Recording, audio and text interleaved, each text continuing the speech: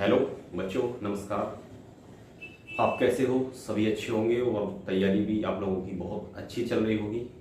तो चलिए, आज मैं आपके लिए फिर एक स्क्रिप्ट ही कहिए, बहुत अच्छी यूपीएसआई की जो तैयारी करना चाह रहे हैं बच्चे, उनके लिए एक बहुत ही शानदार जानदार स्ट्रेटजी तैयार करके लाया हूँ कि कैसे आप लोगों को पढ़ना है, कैसे इसको इंक्रीज करना है और कैसे आप लोगों को यूपीएसआई को क्रैक करना है।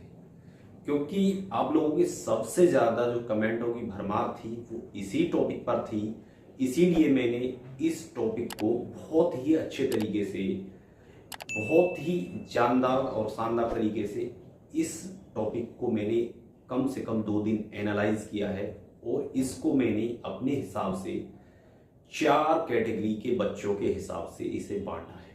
क्योंकि लगभग सारे जो 4 कैटेगरी मैंने अपने हिसाब से बनाई है उनमें सारे बच्चे आ जाते हैं। उन 4 कैटेगरियों को मैं अपने अपने हिसाब से आप लोगों के सामने प्रेजेंट करता हूँ। पहली कैटेगरी मैंने बच्चों उन बच्चों के लिए रखी है जो बिल्कुल जीरो से कंपटीशन में अपनी शुरुआत करना चाहते हैं, जिन्हें बिल्कुल भी कंपटीशन के बारे में कुछ भी जानकारी नहीं है।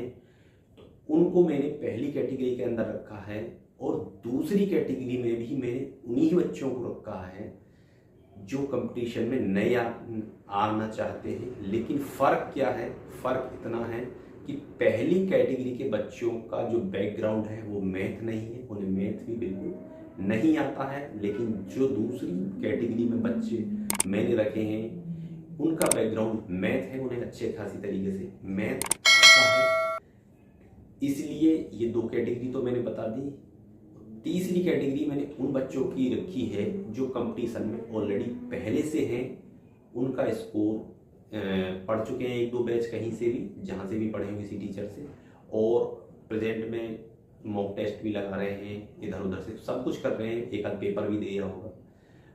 लगभग यूपीएसआई में 200 से लेके 300 के बीच कुछ भी स्कोर ला लें। तो तीसरी कैटेगरी में मैंने उन बच्चों को रखा है। और चौथी कैटेगरी मेरे पास है जो बच्चे कहीं से पढ़ भी चुके हैं, अच्छी खासे स्कोर भी कर रहे हैं यूपीएसआई के अंदर, और इस समय गवर्नमेंट जॉब को कर रहे हैं। ठीक है, उनके पास जो है टाइमिंग कम है। तो ये 4 कैटेगरी मैंने बांट दी है। चारों का मैं स्पेशली तरीके से मैंने ध्यान दिया है कि इन बच्चों को क्या करना चाहिए, इन बच्चों को क्या करना चाहिए। क्योंकि 4 टाइप मैंने जो बांटे हैं बिल्कुल बहुत जानदार तरीके से अपना बिल्कुल पूरा माइंड लगाने के बाद ही कैटेगरी डिसाइड की है। क्योंकि यदि मैं एक ही वीडियो बना देता इन चारों बच्चों के लिए, कुछ बच्चों को वो चीज़ अच्छी लगती क्योंकि, और कुछ को नहीं लगती। क्योंकि जो बच्चों को अच्छी नहीं लगती तो वो कहते हैं कि हम तो इस लेवल से बहुत आगे हैं। तो मैं इस स्ट्रेटजी पर कि जीरो से शुरुआत कैसे करें, यूपीएसआई की तैयारी कैसे करें, इस पर 4 वीडियो कंटिन्यू करूँगा। उसमें से पहली वीडियो उन बच्चों के लिए है जो बिल्कुल जीरो से अपनी शुरुआत करना चाह रहे हैं, जिन्हें यूपीएसआई की तैयारी करनी है लेकिन उन्हें कंपटीशन का ज़्यादा ज्ञान नहीं है, मैथ भी उनका वीक है, बैकग्राउंड मैथ नहीं रहा है। तो उसको मैं इस वीडियो के अंदर कवर करूँगा। तो चलिए शुरुआत करते हैं। अब देखो, बहुत स्क्रिप्ट, इतनी सारी, इतने पेज, ये सब तैयार आप लोगों के लिए किए हैं। ठीक है, बहुत तरीके से बनानी पड़ती है, ये सब ऐसे नहीं होता कि मैंने यूपीएसआई क्रैक किया है तो मैं बिल्कुल ऐसे ही बोलता चला जाऊँ। ठीक है, क्योंकि कुछ चीज़ें यदि ऑरली में बोलूँगा ऐसे ही बोल सकता हूँ, लेकिन कुछ चीज़ें छूट जाती हैं क्योंकि उस टाइम दिमाग में नहीं चढ़ पाती है, तो जिससे उसका नुकसान बच्चों को होता है, मुझे कुछ नहीं होगा। तो इसलिए बच्चों की वजह से, आप लोगों की वजह से ये सारी मेहनत मैं करता हूँ, बस और कुछ नहीं। ठीक है, ये सब लिखनी पड़ती है 2-2, 3-3 घंटे। तो बच्चों, सबसे पहले आपके लिए जो बिल्कुल फ्रेशर हैं, एंट्री मारना चाहते हैं कंपटीशन में और यूपीएसआई के अंदर, तो सबसे पहले आप अपने लिए यूपीएसआई का एक सिलेबस परचेज कर लें, डाउनलोड कर लें। ठीक है, गूगल से कहीं से भी आपको बहुत मिल जाएगा। ठीक है, डाउनलोड करोगे कहीं से भी तो उसका प्रिंट निकलवा लेना। ठीक है, तो सबसे पहले अपने पास सिलेबस रखें, उसे 4-6 बार ठीक से पढ़ें और अपने टेबल पे उसे रख दें। तो उसे पढ़ने के बाद आपको क्लियर हो जाएगा कि सिलेबस में पूछा क्या जाता है, क्राइटेरिया क्या है। 35% वाला सब सिस्टम आपको समझ में आ जाएगा, ठीक है, कि हर सेक्शन में पास होने के लिए 35% चाहिए होती है, वो 35% वाला। तो सारी चीज़ें आपको सिलेबस से बहुत सारी चीज़ें क्लियर हो जाएंगी कि क्या इसकी डिमांड है एसआई की।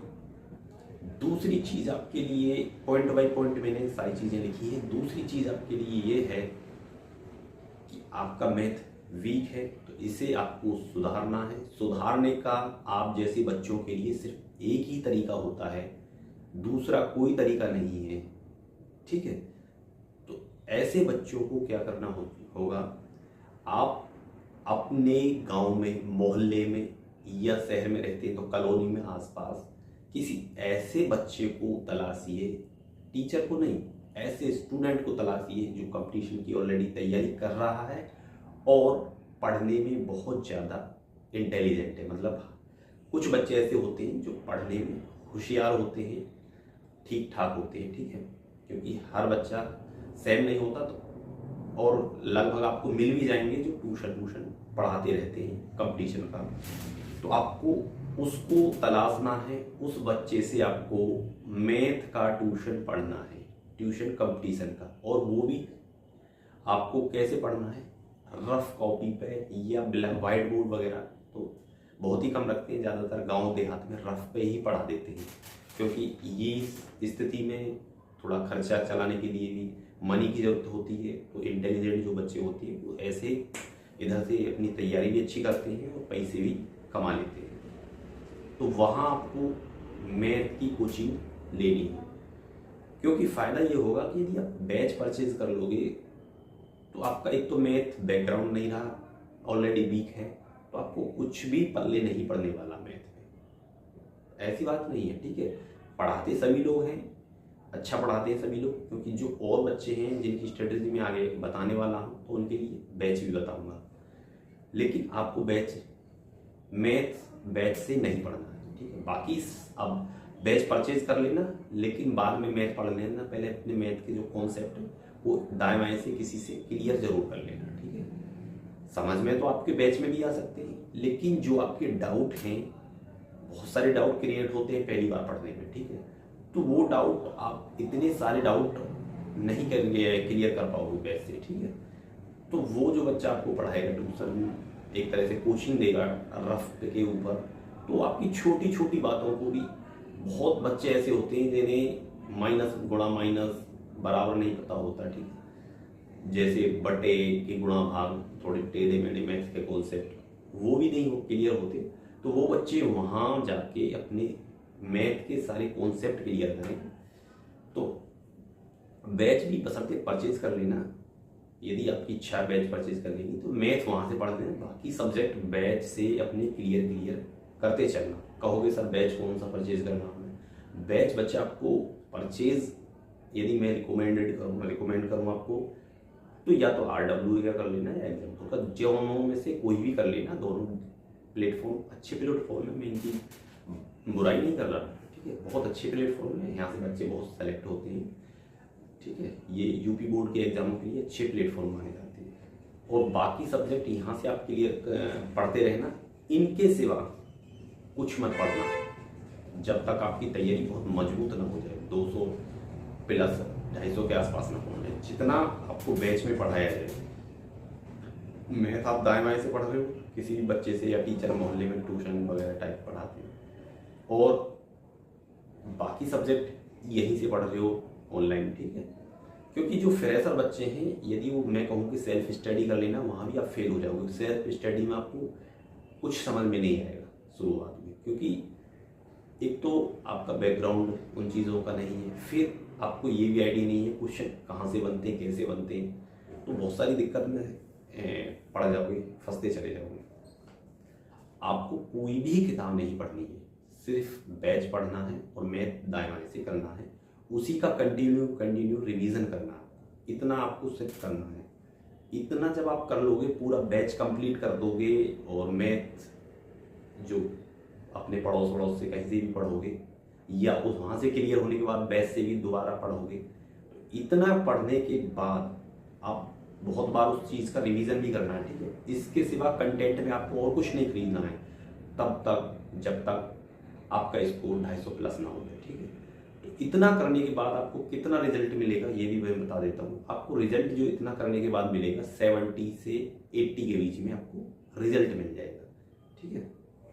70-75 तक आपको ठीक ठाक रिजल्ट आपको देखने को इतने करने से ही मिलने लगेगा, क्योंकि बैच आप परचेज करोगे तो ये जितने भी बैच हैं ये 70 से 80% के बीच ही कवर करा पाते हैं।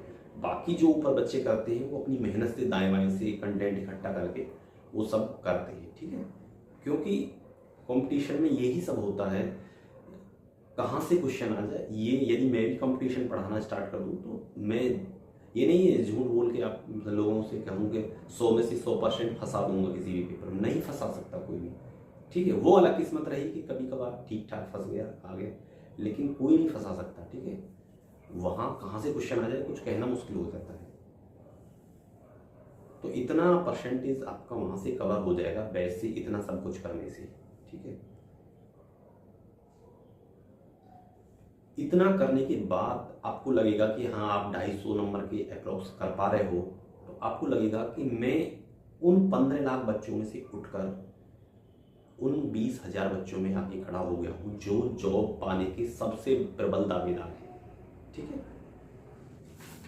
और एक चीज़ आपको विशेष कर आप लोगों को करनी है, देखो सोशल मीडिया का ज़माना है और ये सोशल मीडिया हम लोग के लिए जितना लाभदायक भी हो रहा है उससे ज़्यादा हानिकारक भी है हम जैसे बच्चों के लिए, जैसे आप लोग हो। क्योंकि इसको आप यूज़ करोगे सोशल मीडिया को बच्चों, आपका जो टाइम है वो बहुत ख़राब हो जाएगा, बहुत ज़्यादा वेस्ट होगा आपका टाइम। आप कहोगे कि मैं चलाते नहीं हूँ, यदि आप 10 मिनट चलाने के लिए बैठोगे तो आपका 1 घंटा 2 घंटा कब ख़त्म हो गया आपको पता नहीं चलेगा। तो आप तैयारी करने से पहले सोशल मीडिया से एकदम से दूरी बना लीजिए, ठीक है। चाहे फेसबुक हो, इंस्टा हो, और मैं तो कहूँ यूट्यूब भी हो, यूट्यूब पे भी आप एक लिमिट फिक्स कर दीजिए कि मुझे 1 घंटा आधा घंटा या यदि बैच लेना है तो उसको छोड़ करके यूट्यूब मुझे यूज़ करना ही नहीं है। और मोटिवेशन आपको स्टार्ट दिला सकता है आपकी कंपटीशन की तैयारी में, ठीक है। बहुत अच्छा स्टार्ट होगा आपका, लेकिन बच्चों आपको डिसिप्लिन जो है आपको एक उस रास्ते तक पहुंचाएगा सफलता तक। अनुशासन आपकी तैयारी में बहुत ज़रूरी है। अनुशासन मतलब जो टाइम आप जिस सब्जेक्ट के लिए फिक्स करते हो उसे तभी पढ़ो, ठीक है। ऐसे नहीं आज पढ़ा नहीं, कल पढ़ा, परसों नहीं पढ़ा, कहीं रिश्तेदारी में चले गए, ठीक है। तो ये सब नहीं चलेगा कंपटीशन की तैयारी में। और आप लोग बच्चों यदि पढ़ाई करते टाइम आपको मैथ के अंदर, रीजनिंग के अंदर या किसी भी सब्जेक्ट के अंदर दिक्कत आ रही है, हमारे एक टेलीग्राम ग्रुप है, उससे जुड़ सकते हैं और एक टेलीग्राम चैनल है। तो आप यदि टेलीग्राम ग्रुप के अंदर कोई क्वेश्चन डालोगे तो उसमें बहुत सारे बच्चे जुड़े हुए हैं जो अच्छे हैं पढ़ने लिखने में, बहुत सारे बच्चे, ठीक है। सभी एक से नहीं होते, कुछ अच्छे हैं, कुछ एवरेज है, कुछ बिल्कुल जीरो से स्टार्ट कर रहे हैं। तो जैसे ही कोई क्वेश्चन डालता है तो जो बच्चे अच्छे हैं पढ़ने में वो उसका बहुत अच्छे तरीके से जवाब देते हैं। मैं उनका भी बहुत बहुत धन्यवाद कहूँगा, क्योंकि उनकी तैयारी भी अच्छी हो रही है और उनके सहारे जो और बच्चे हैं उनका भी कुछ हेल्प हो पा रही है। तो चलिए, खुश रहिए, मस्त रहिए और ऐसे ही मुस्कुराते रहिए। तो अगली जो कैटेगरी होगी मेरी उन बच्चों के लिए होगी जिनका बैकग्राउंड मैथ है लेकिन तैयारी स्टार्ट करना चाहते हैं, ठीक है। तो चलिए, मेरा सभी को नमस्कार।